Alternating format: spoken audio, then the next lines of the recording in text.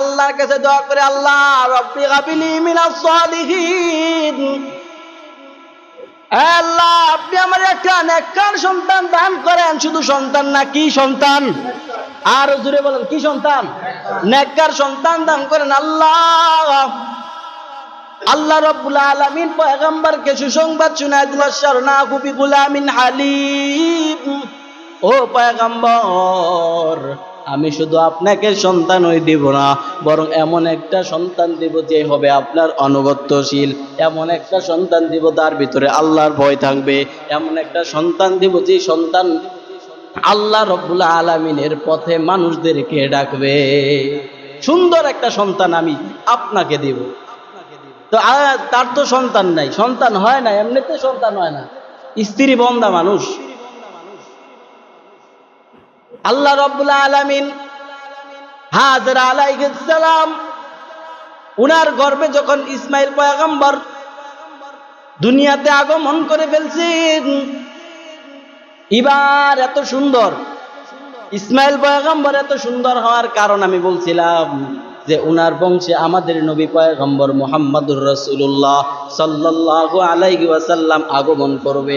এই জন্যে উনার কিছু নূর, উনার কিছু আলো আল্লাহ রাব্বুল আলামিন পয়গম্বর ইসমাইলের চেহারার মধ্যে দিয়ে দিছে। এই জন্য ইসমাইল উনার চেহারা অনেক সুন্দর ছিল। ওই সুন্দর চেহারা দেখা উনি কাজ করতে চায়, কিন্তু কাজে মন বয় না সন্তানের কারণে। কথা বুঝতে পারছেন? উনি কি সন্তান চাইছে আল্লাহর কাছে? নেক সন্তান চাইছে। আর আপনার আমার কয়জনে চাইছেন কয়দিন স্বামী স্ত্রী একসাথে নামাজের মুসল্লায় দাঁড়াইয়া, তাহাজ্জুদে দাঁড়াইয়া কে কে চাইছেন? কেউ চান নাই যে আল্লাহ আমার একটা নেককার সন্তান দেন। কথা বুঝুন নাই মনে? আল্লাহর কাছে চাইতে হয়। দুনিয়ার মানুষের কাছে চাইলে মানুষ বিরক্ত হয়, বেজাল হয়, বেজার হয়, রাগ হয়, দৃষ্টি ফিরায় নেয়, দেখতে পারে না। আল্লাহ বলেন উদউনি আস্তাজিব লাকুম, বান্দা তুমি আমি আল্লাহকে ডাকো ডাকো ডাকো, ডাকতে থাকো। তুমি একবার ডাকলে আমি আল্লাহ রাব্বুল আলামিন 10 বার জবাব দিয়ে দেব। আরো এরকম ভাবে আরো মতামত আছে। মারেও তো এরকম ভাবে ডাকলে সাড়া দেয়, অনেক সময় দেয় না। কিন্তু আল্লাহ রাব্বুল আলামিন বলেন আমি আল্লাহকে ডাকো ডাকো, আমি আল্লাহ। কেউ আল্লাহ রাসূলের হাদিসেতে আছে যে আল্লাহর পথে কেউ যদি 1 পা আগায় আল্লাহ রাব্বুল আলামিন তার প্রতি 2 পা আগায় যায়। কেউ যদি 10 পা আগায় আল্লাহ রাব্বুল আলামিন তার প্রতি 20 পা আগায় যায়। কথা বুঝেন না? মোহাব্বত আরো গাঢ় করার জন্য। তো আমরা আমাদের স্ত্রীকে সাথে নিয়ে আল্লাহর কাছে এই দোয়া করতে পারবেন তো যে আল্লাহ আমাদেরকে নেককার সন্তান দান করেন। আর যাদের সন্তান হয়ে গেছে তারা কি করবেন? তারা ওই কাম আছে, তারা ওই সন্তানের জন্য আল্লাহর কাছে দোয়া করবেন, আল্লাহ এই সন্তানকে আপনি নেককার বানায় দেন। আপনি এই সন্তানকে কি বানায় দেন? নেককার বানায় দেন। শয়তান দুষ্ট পোলাপান নেককার হয়, বাপ মার দোয়া পাইলে আল্লাহ ওয়ালা হয়ে যায়। অনেক এমন আল্লাহ ওয়ালা আছে যাদের ছোটকাল বা প্রথম অবস্থা অনেক খারাপ ছিল, তো শেষ পর্যায়ে আল্লাহ রাব্বুল আলামিন তাদেরকে কবুল করে জগৎ বিখ্যাত মুহাদ্দিস বানায় দিছে। এরকমও মুহাদ্দিস আছে, জগৎ বিখ্যাত মুহাদ্দিস হয়ে গেছে। তো এই জন্য আমাদের কর্তব্য হলো আমাদের যাদের সন্তান হয় নাই আল্লাহর কাছে দোয়া করবেন, আল্লাহ একটা নেককার সন্তান দেন। একটা সন্তান দে রে আল্লাহ, একটা সন্তান দে, কামাই খাওয়ার আশা নাই, আমি মরলে জানাজা পড়াবে কে? কথা বুঝতে পারছেন? এমন একটা সন্তান আল্লাহর কাছে চান যে সন্তান আপনি মরলে কি পড়াতে পারে? জানাজা পড়াইতে। আপনি অনেকগুলো সন্তান জন্ম দিলেন, 10 জন, 5 জন সন্তান জন্ম দিলেন, 5 জন 10 জন, একজনও আপনার জানাজার কাজে আসলো না, একজনও ভালো করে কোরআন শরীফ পড়ে আপনার জন্য দোয়া করতে পারবে না। তো আপনি তো বাবা কেমন বাবা হইলেন? একটা এমন সন্তান রাখতে পারলেন না যে দুনিয়া থেকে আপনি বিদায় হওয়ার পর ওই সন্তান আপনার জন্য কবরে নেকি পাঠাবে। কেমন বাবা হইলেন আপনি? ইব্রাহিম পয়গম্বর ইসমাইল আলাইহিস সালামের সৌন্দর্য দেখা পাগল হয়ে গেছে। আল্লাহ রাব্বুল আলামিন সব কিছু দেখেন।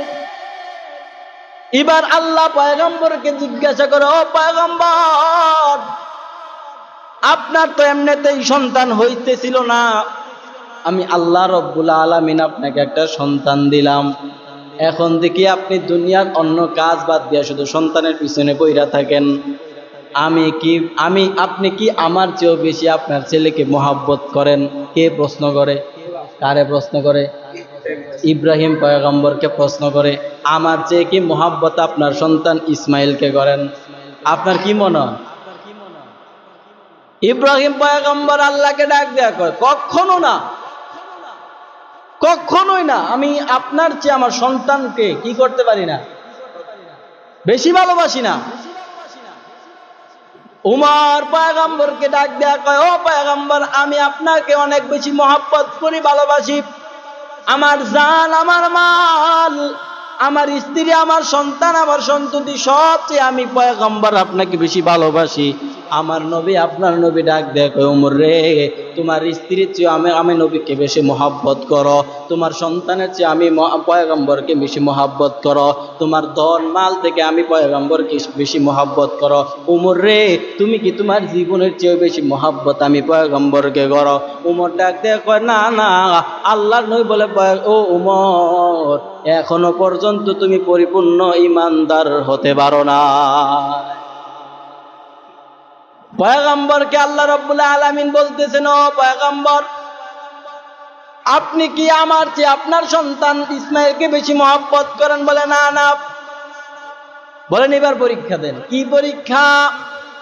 বলে, আপনার সন্তান ইসমাইল এখনো দুধ খা, বাচ্চা মানুষ, আপনার স্ত্রী হাজরা এবং ইসমাইলকে মক্কার অমুক জায়গার মধ্যে রেখে আসেন, যেই জায়গার মধ্যে কোনো বাড়ি নাই, যেই জায়গার মধ্যে কোনো বস্তি নাই, কোনো মানুষের আনাগোনাও নাই।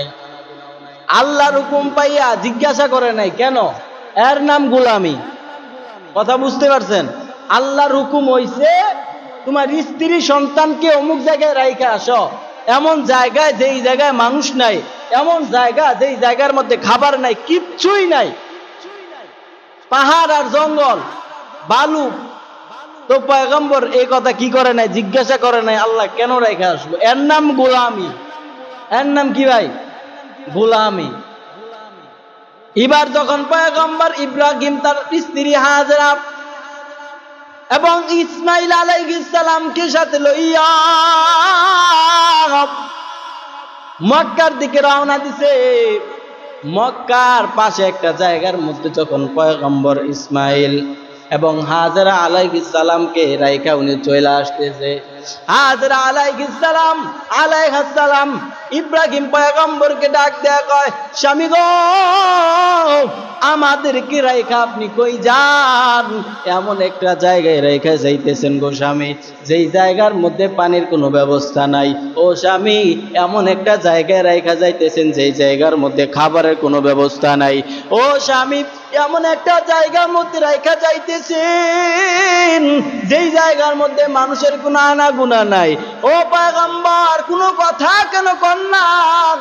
আল্লাহর পয়গম্বর ইব্রাহিম স্ত্রীর দিকে তাকায় না, যদি মায়ায় পইরা যায়। আল্লাহর হুকুম বাস্তবায়িত করার জন্য আল্লাহর পয়গম্বর ইব্রাহিম আসমানের দিকে আঙ্গুল ইশারা দিয়া বুঝা দিলেন, ও হাজরা শুনো, এখানের মধ্যে আমার সন্তান ইসমাইল এবং তোমাকে রেখা যাওয়ার আমার বিন্দু মাত্র ইচ্ছা নাই। আল্লাহ রব্বুল আলামিন হুকুম দিছে, এই জন্য তোমাদেরকে এই জায়গায় রেখা যাইতেছি। আল্লাহর হুকুম, এই জন্য তোমাদেরকে আমি এই জায়গায় রেখা যাইতেছি। হাজরা আলাইহিস সালাম বুঝা ফেলছে, ইশারা দেওয়ার সঙ্গে সঙ্গে বুঝছে আল্লাহর হুকুম। এবার হাজরা আলাইহিস সালাম ডাক দেখো, স্বামী, আল্লাহ যদি বইলা থাকে আমি আমার সন্তানকে নিয়ে এই জায়গায় থাকব, আমি খানার চিন্তা করি না, পানির চিন্তা করি না, মানুষের চিন্তা করি না, যেই মাওলা আমাদেরকে এখানে রাইখা যাওয়ার জন্য বলছে, ওই মাওলা আমাদের পানি খাবারের ব্যবস্থা করবে।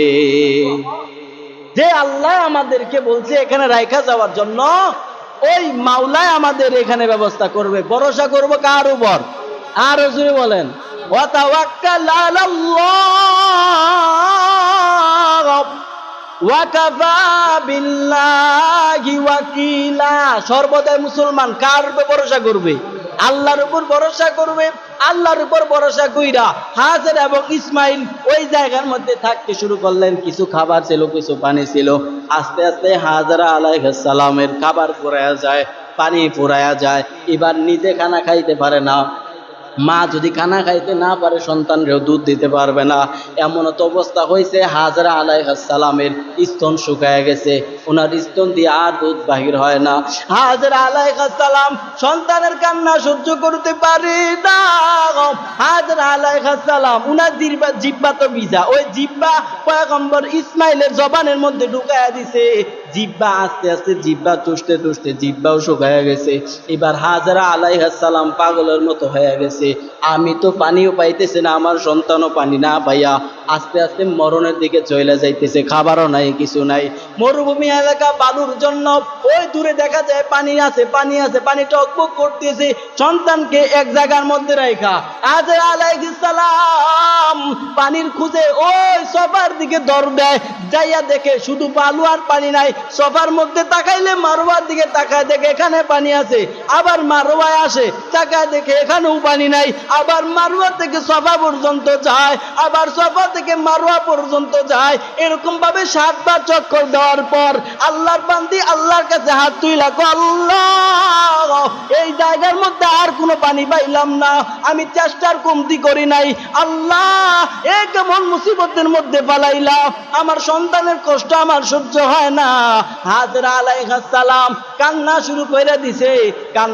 কান্নার কারণে আল্লাহ রব্বুল আলামিন বলে, ও হাজরা, মন আল্লাহ রব্বুল আলামিন জিবরাইল আমাকে পাঠায় দিছে।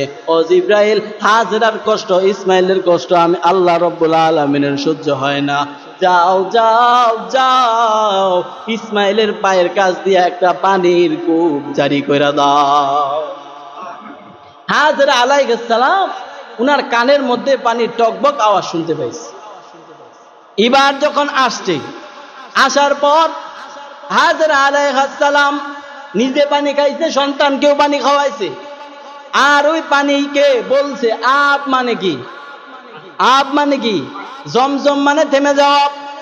হাজরা আলাইহিস সালাম বলছিল আব জমজম মানে হে পানি তুমি থেমে যাও, থেমে যাও, এই বলতেছে। আর বালু দিয়ে আস্তে আস্তে বেড়া দিতেছে, মানে বাতর আইল বাঁধতেছে। ওই আইল বান্দার কারণে আজও পর্যন্ত আপনি আমি হাউজে ওই জমজমের পানি আপনি আমি আজও পর্যন্ত খেতে পারি। সাহাবায়ে কেরাম পয়গম্বরকে জিজ্ঞাসা করছিল, ও পয়গম্বর, এত সাহাবায়ে কেরাম, এত মানুষ এই হাউজে কাউসার থেকে পানি খায়, এই পানি শেষ হয় না, কারণ কি? এটার মুখ কই? আল্লাহর রাসূল বলে, কিয়ামত পর্যন্ত যদি মানুষ এখান থেকে পানি নেয়, যেই পর্যন্ত, যেই লেভেল পর্যন্ত পানি আছে, একটা ফুটাও পানি শেষ হবে না। কারণটা কি সাহাবীরা শুনো, এই মুখটা দেখতে পারতেছো বাইতুল্লাহর এক জায়গার মধ্যে, এটার আরেক মুখ আল্লাহ রাব্বুল আলামিন হাউজে কাউসারের সাথে সংযোগ কইরা দিছে। তো এবার আস্তে আস্তে আরেকটা দল আসছে। দল আসার পর ওই মানুষ আগে সফর ব্যবসায়ী কাফিরা লয়ে যখন যায়, তো হঠাৎ করে একটা কূপ পাইছে। কূপ পাওয়ার পর দেখে এখানে একজন মানুষ, একটা মহিলা আর একটা সন্তান নিয়ে এখানে বাস করে। তো ওই কাফেলার লোকেরা ভাবলে এখানে যেতে কূপ আছে, আস্তে আস্তে বস্তি বানায়, বাড়িঘর বানায়। তো আস্তে আস্তে ওই জায়গার মধ্যে বাড়িঘর আস্তে আস্তে নির্মাণ হওয়া শুরু হয়। এখান দিয়া আস্তে আস্তে হযরত ইসমাইল আলাইহিস সালাম, উনার বয়স কেউ কেউ বলেন যৌবনে পদার্পণ করেছে, 15 থেকে 17 বছর, এই এর মাঝখানে বয়স। এবার বাবা তো সন্তান থেকে অনেক দিন ধরে আলাদা, প্রায় 15 থেকে 17 বছর পর্যন্ত আলাদা।